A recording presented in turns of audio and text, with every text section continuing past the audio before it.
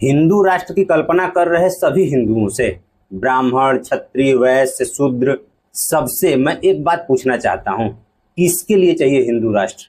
सभी हिंदुओं के लिए, या सिर्फ ब्राह्मणों के लिए, या सिर्फ सवर्ण समुदाय के लिए?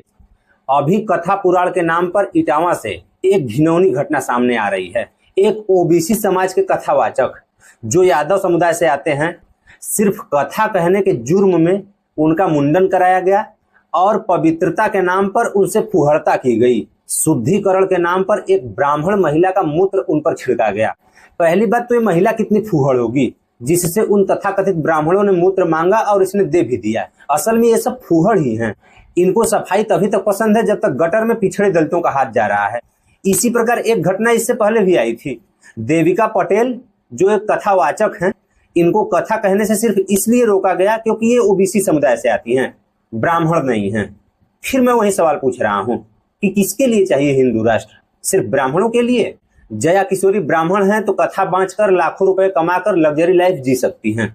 धीरेन्द्र शास्त्री ब्राह्मण है तो कथा बांचकर करोड़ों रुपए कमाकर लग्जरी लाइफ जी सकता है। बाकी अन्य जातियां सिर्फ हिंदू के नाम पर दान दक्षिणा करने के लिए हैं। और ये जो कथा बांचने वाले हैं, कथा में क्या बोलते हैं सब कि भगवान कण कण में है, कोई भी इनकी पूजा पाठ कर सकता है। लेकिन ये सब एक बात नहीं बताते हैं, वो मैं आपको बताता हूँ।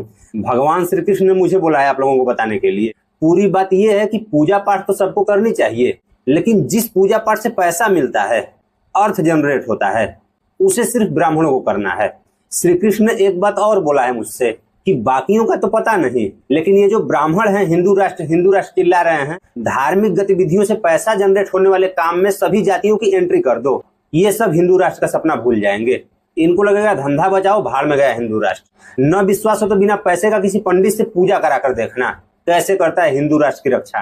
क्या हिंदू राष्ट्र की परिकल्पना में सिर्फ यही है कि सिर्फ कुछ विशेष जातियों का रोजगार सुरक्षित रहे, कुछ विशेष जातियों का वर्चस्व सलामत रहे, बाकी सब शोषित होते रहें? शादियों के सीजन में देखने को मिलता है कि अगर कोई दलित दूल्हा घोड़ी पर चढ़ता है तो उसको पीटा जाता है, बारात निकालने के लिए प्रशासन का सहारा लेना पड़ता है। और ये सब करता कौन है? जिनको हिंदू राष्ट्र चाहिए। जो लोग बोलते हैं ना कि वर्ण व्यवस्था जन्म पर नहीं कर्म पर आधारित थी, ये सब घटनाएं उनके मुंह पर तमाचा नहीं थप्पड़ है।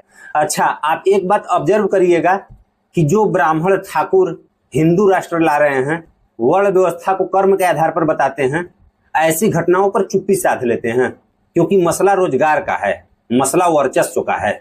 असल में ये लोग ऐसी घटनाओं के साइलेंट समर्थक हैं।